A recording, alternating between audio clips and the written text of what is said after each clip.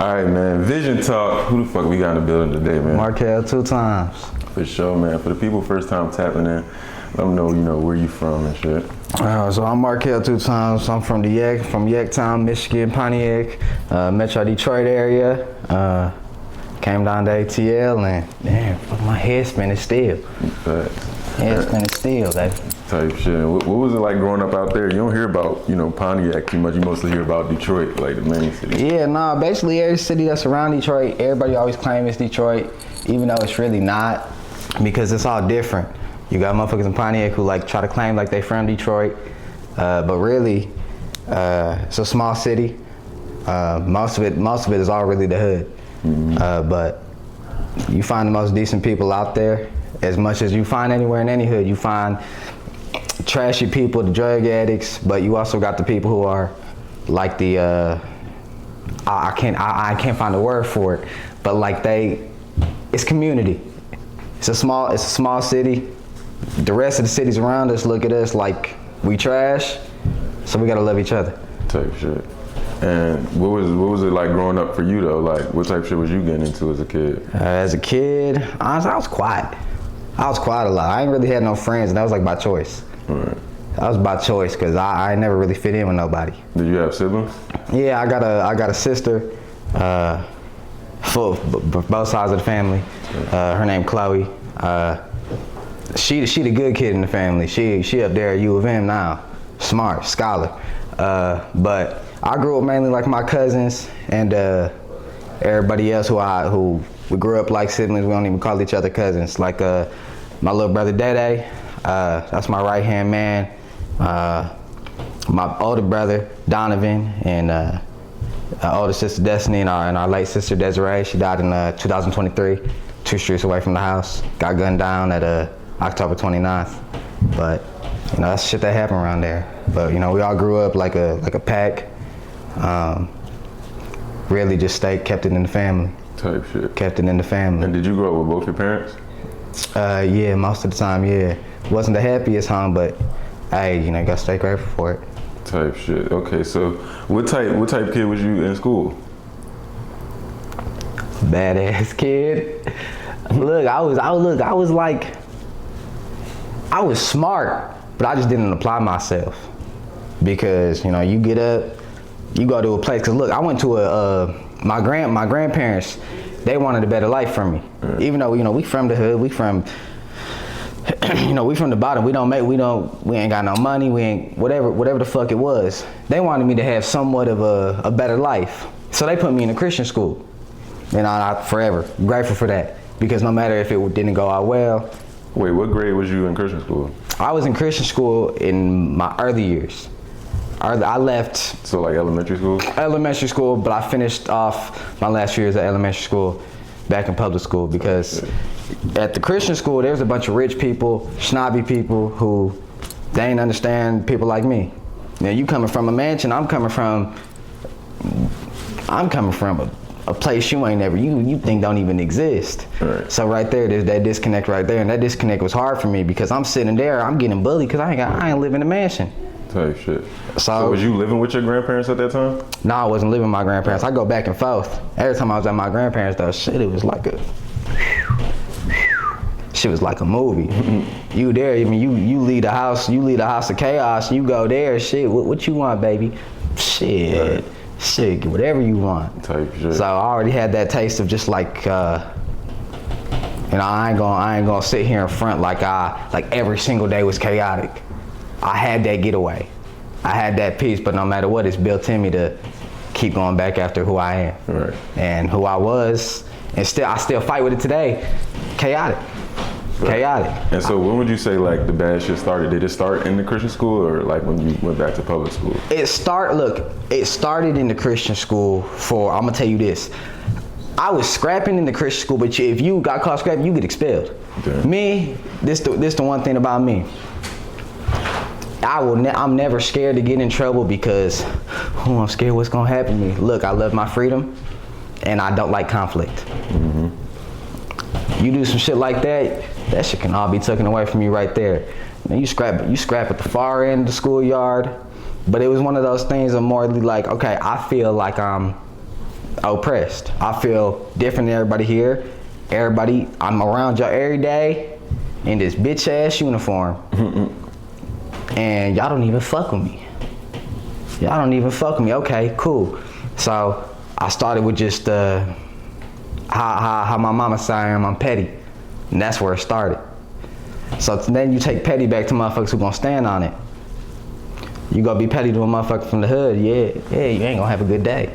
Yeah. You ain't gonna have a good day, so I had to toughen the fuck up. I had to boss the fuck up. Type shit. So I say the first time I got in like real trouble was like 10 years old.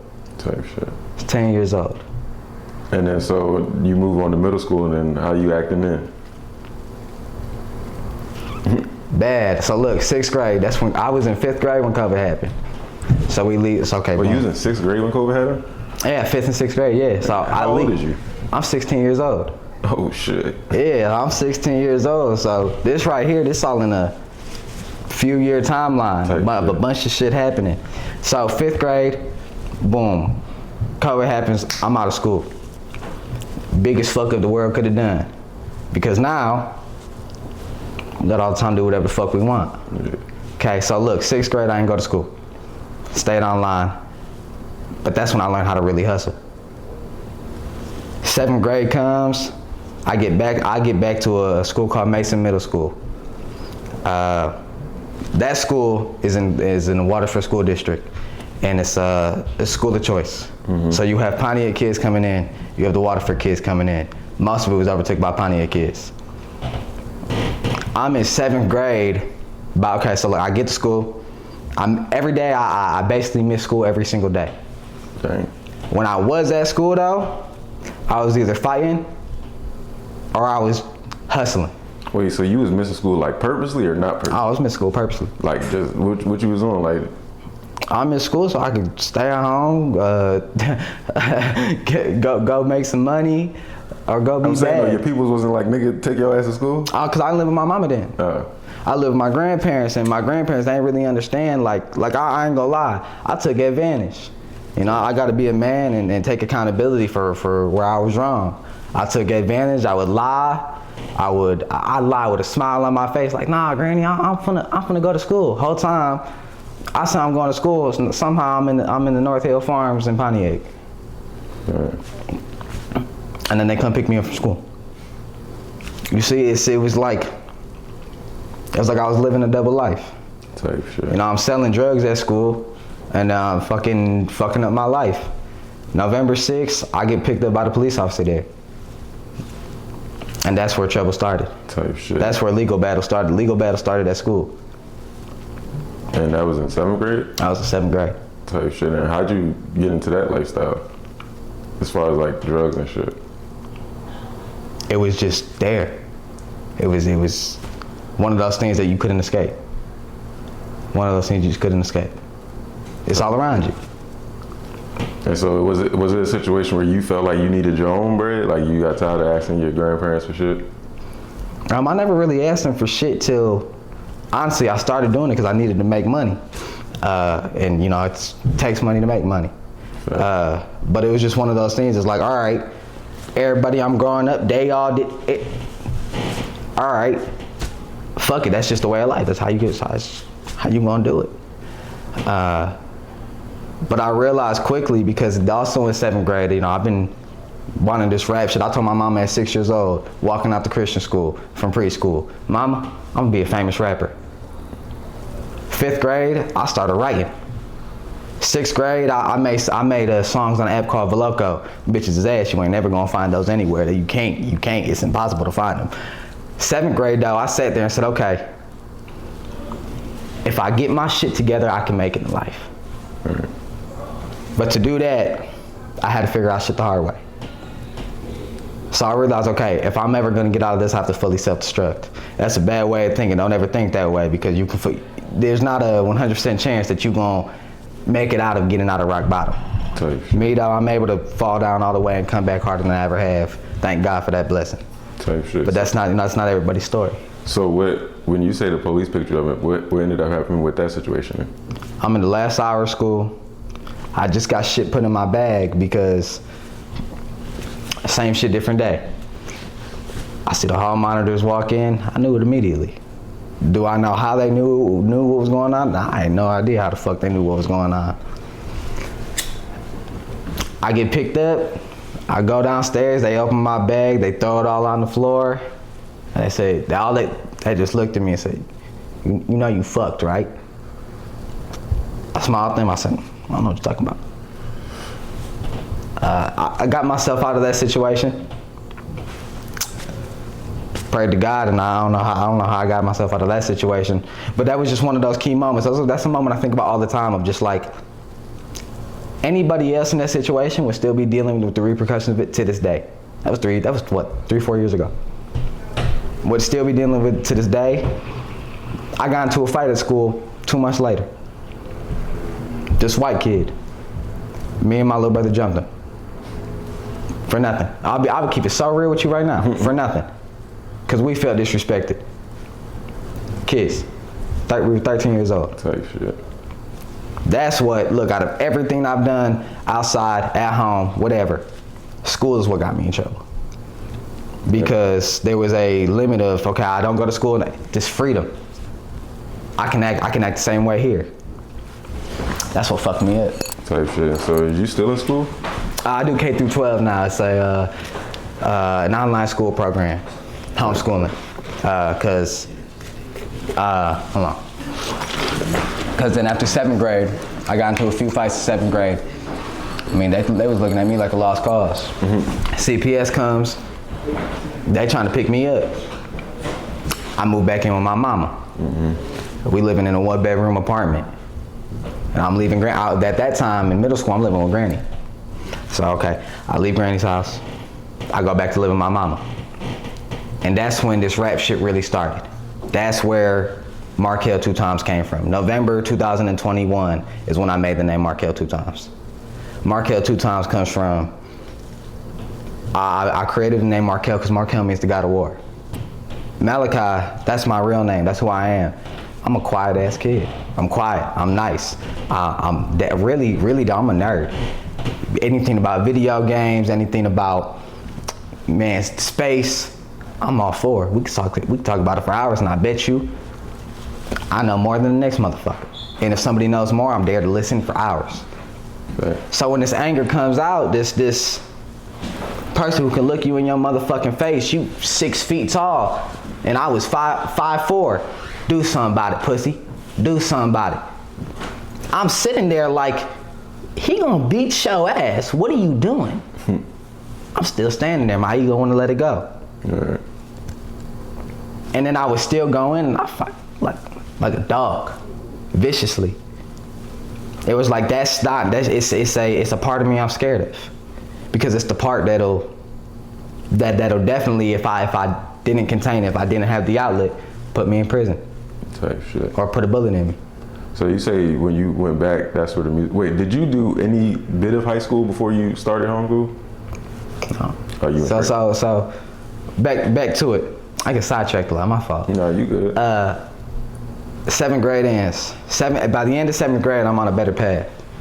By the end of 7th grade, I'm getting on the better, because as CPS came, I'm on probation, and that's when it kicked me. You know, I'm sober then. I got sober then too, because before I was in 7th grade, smoking weed, whatever I could get my hands on, I'm all for it. Yeah. But then I was like, okay, wait, I got talent with this rap shit, because then in April, I dropped an album called I Wish I Could Explain of 2022, April 2022, 7th grade, dropped the album on SoundCloud called I Wish I Could Explain, got 1 million streams on SoundCloud.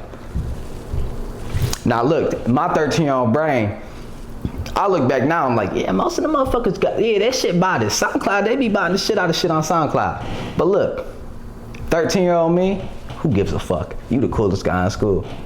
I'm cooler than I ever was doing any fighting, any selling, whatever the fuck it was. I was the coolest guy in school. Everybody wanted to be my friend. I was like, all right, it's now or never. Cause you keep fucking your life up, you done. Right. Then I go through the rest of 7th grade.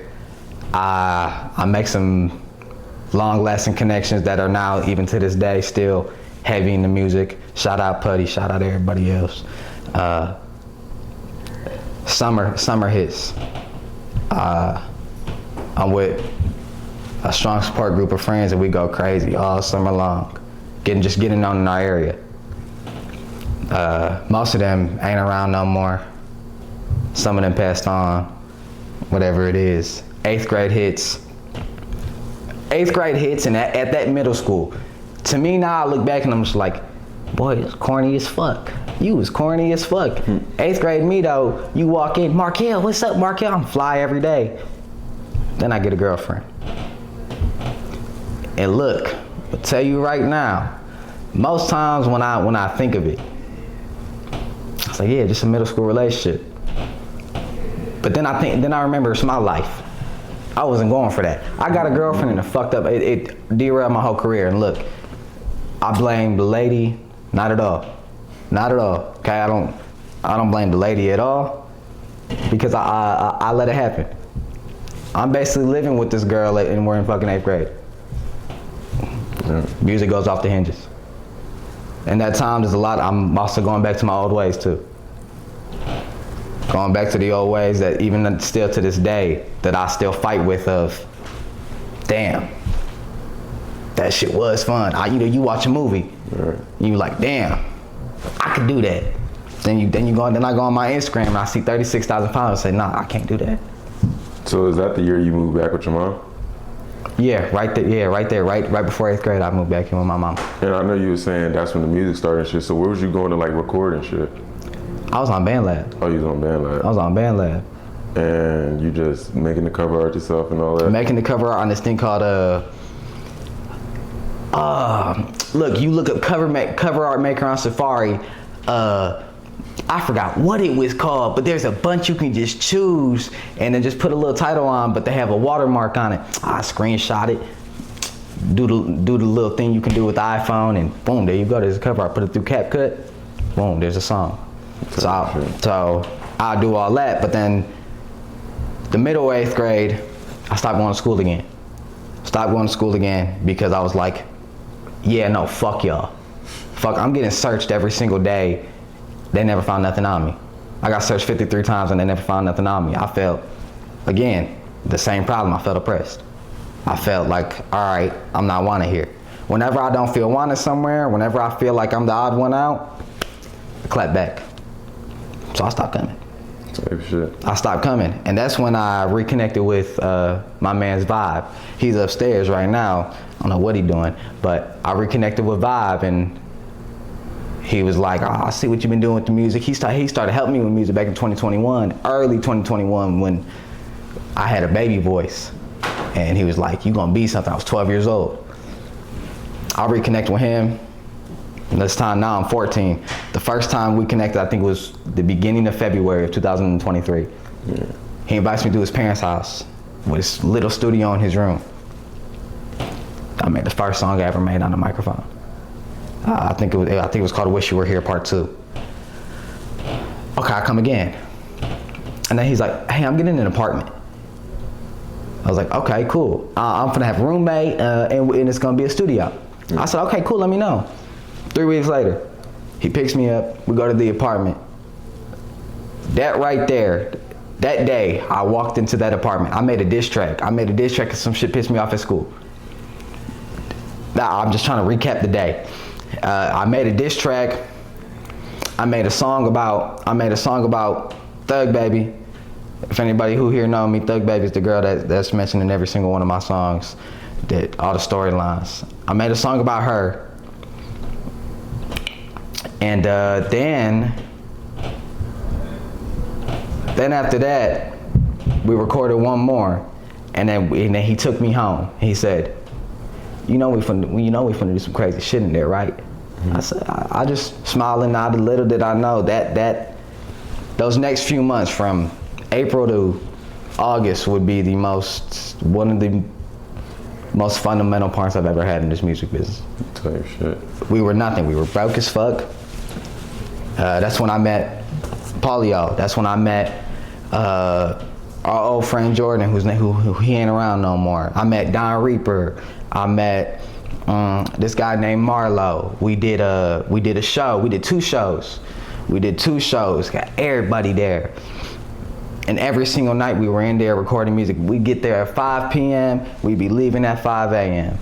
Or sometimes we sleep there. We up all night long. Who need an Adderall? We taking an Adderall break. Motherfuckers taking my ADHD medicine. That's crazy. And it was a time that the music we were making, to me now, it's not good. But some of it in there though is like there's a magic in it that to this day I can't find. Yeah. To this day I can't find, but it's what made me into who I am today. To when after the apartment, we stopped everybody being at the apartment around November 2023, after my sister died. When my sister died, I was done. I was tapped out. Yeah. My sister died. Hold on, we gonna get to that. I still gotta get to, but hold on. So, what was the first song that like everybody was fucking with from you? Like, what was the first song that gained some traction? First song that everybody was fucking with by me. I'm gonna say that there's two. The one that got me popping as Markel 2 Times was a diss track we made when I was 13. That's what popped me off. But the first song that got me popping now, that got me to where I am right now, is a song called Goat Talk. I dropped in August 2024. That's what got me popping. I dropped Goat Talk and then the next song after that was about 2 months later. It was called Zayn's Lullaby 2.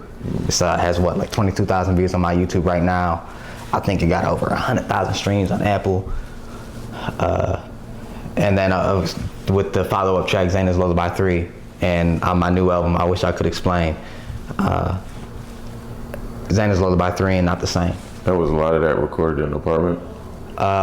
None of that was recorded in the apartment. Oh, damn. All of that was recorded in my condo on my couch. Every single song. Every single song was recorded in my condo on my couch at like anywhere from 8 o'clock at night to 3 a.m. Tight. Everything now that was recorded in the studio. Okay, cool.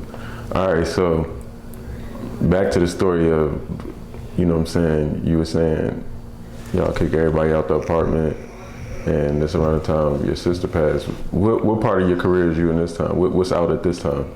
All right, at this time I'm coming out with this EP called The Golden Child. Mm-hmm. And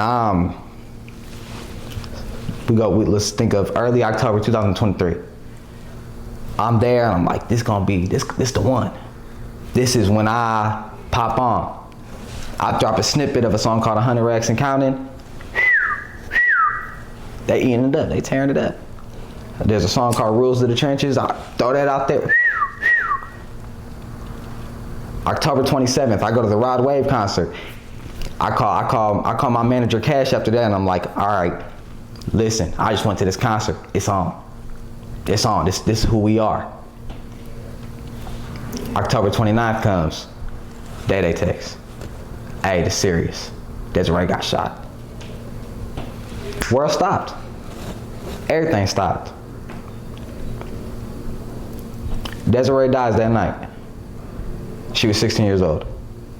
I'm 15, Daddy was 14. She dies. Next few days, I threw music out the window. That's all I remember is I didn't even remember who I was. I go to the studio though the day after she died. I record a song called Forever 16. You know what? That's the song that everybody ate up first. That's the song that when people come up to me at home who are like, yeah, I heard you made Forever 16. You made the song for Desiree. Ate that up. So that's really what I try to look at it as a blessing. I try to, cause look, I can sit here all day long and cry about it, but like, what can I do about it?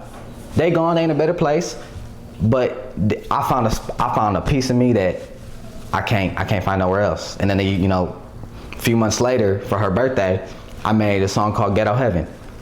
That ate that up. So it's just I look at it as a blessing that I was able to find, more of my gift through that loss. So I dropped Forever 16 and I dropped The Golden Child. I mean, I could call Cash. Cash could vouch for it. I slacked. Yeah. I dropped and I was like, all right, it's done. All right, I'm gonna go do what I gotta do now. Type shit. So then from December 2023 to June 2024, it's like this dead time. I barely even remember it. I was fucked up. I was honestly good, because I'm gonna be so honest with you, I was ready to die. I'm gonna keep it so real with you. I thought it was over. I thought it was over with for me.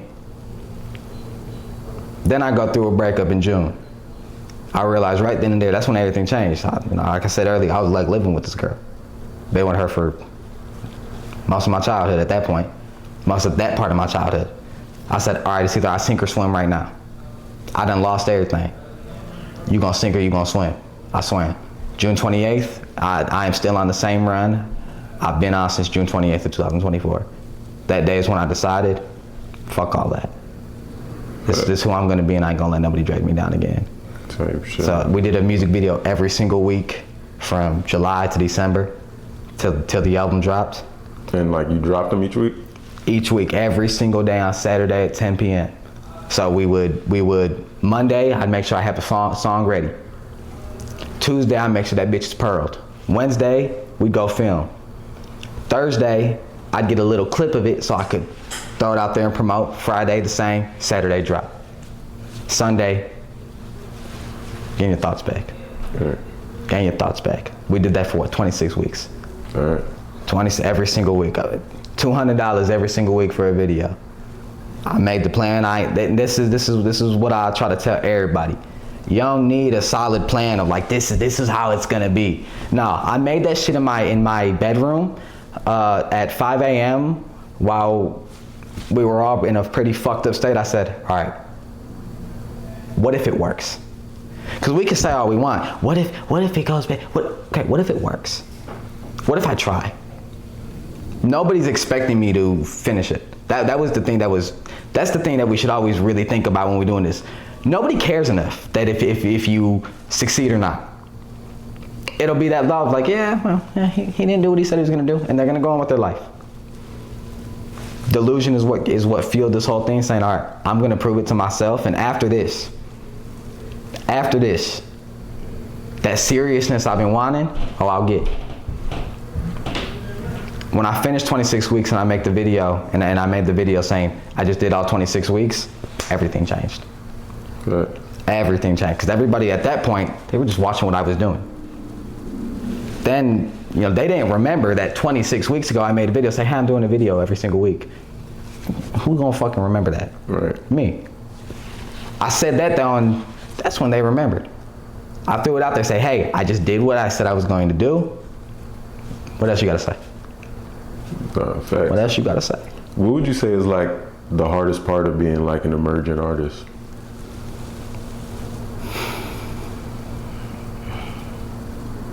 I say there's 3 hardest things.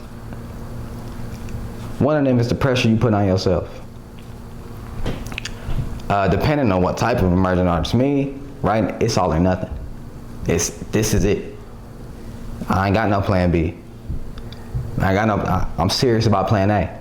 Plan A gonna work. There ain't no way around it. You ain't got a choice. It's the pressure you put on yourself to get up every single day and not just be there for everybody else, because I'll tell you that you can't get here alone. In this, you cannot get here alone. This is not, if you think you're gonna do something in music alone, good fucking luck. Teach me how. You need people.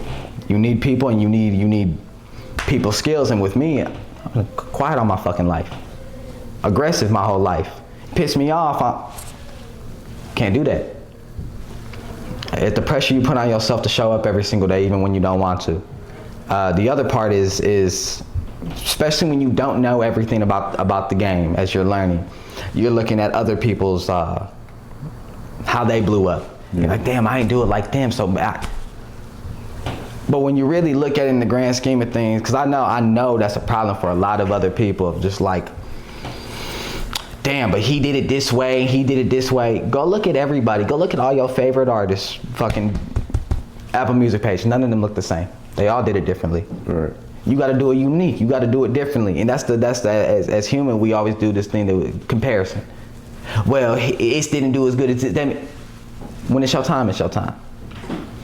And that leads to the third hardest thing, is patience. It's even at the edge of the bottom. you still gotta sit there and say, don't worry, it's gonna work. You got fucking sores in your back and you still saying, don't worry, I'll be all right. Facts. And in the end, you're all right, but I don't even think at this point, just from my personal experience, I don't even think it's a fact of people losing hope. I don't think that, no. I think maybe for some people, but I think people understand they have to go through some heavy shit to get to where they're going, and they just can't do it. Facts. They just can't do it. And they'll disguise it as like, no, it just simply wasn't working. No, bitch, it was working. It was working. You're not gonna have a fucking sword in your back for no fucking reason. Type shit. And so how do you separate yourself? I separate myself by being myself, because you see a lot of motherfuckers who putting on this front. They're putting on this front out here like they feel like they need to be somebody. Dog, you cool as fuck by yourself. I mean, if you can get on the mic and you can make a dope ass song, you dope as fuck. You dope as fuck. I don't give a fuck if your mans gets more bitches than you. Does he got more money in his pocket? Does he got talent? Does he got obsession with something? I don't care if he more gangster than you. If he more gangster, where do you think he gonna end up? I mean, I seen it from personal experience. The motherfuckers who was the most gangster, they in the penitentiary right now or they dead. I cried over motherfuckers who was gangster as fuck. I was the one posting, damn, cause I never thought they would take you out. All right.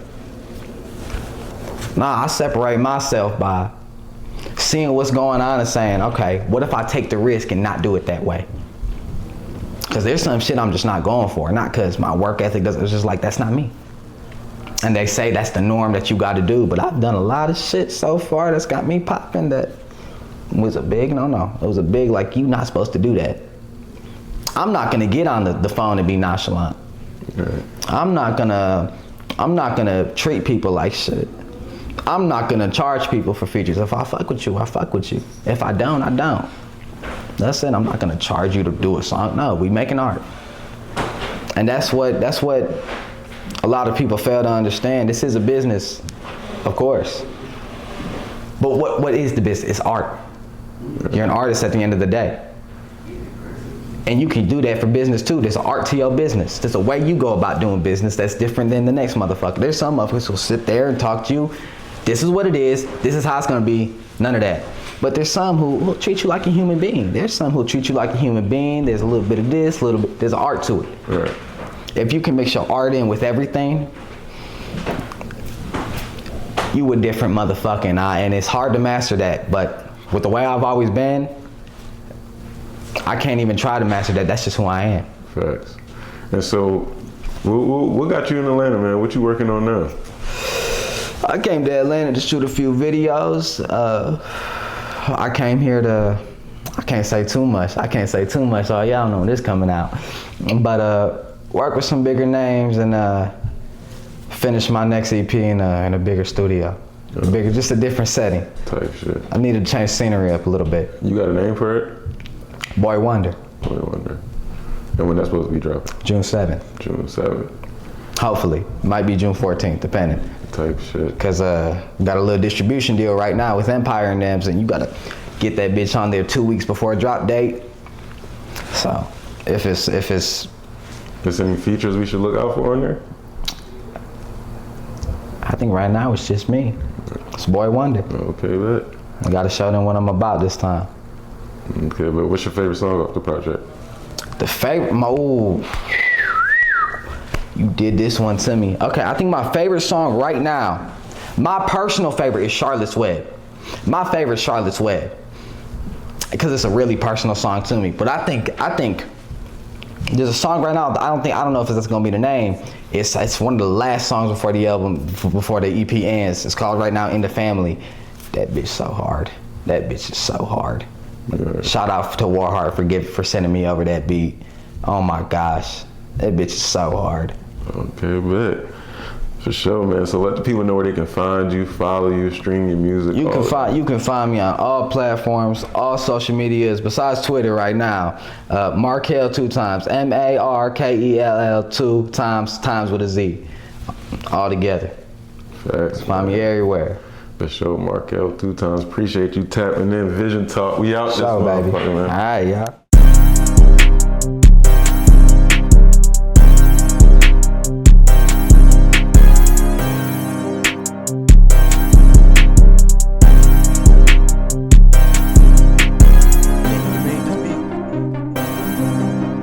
Shout out Vision Network in this motherfucker. If you ain't with the Vision, you ain't with the network, nigga.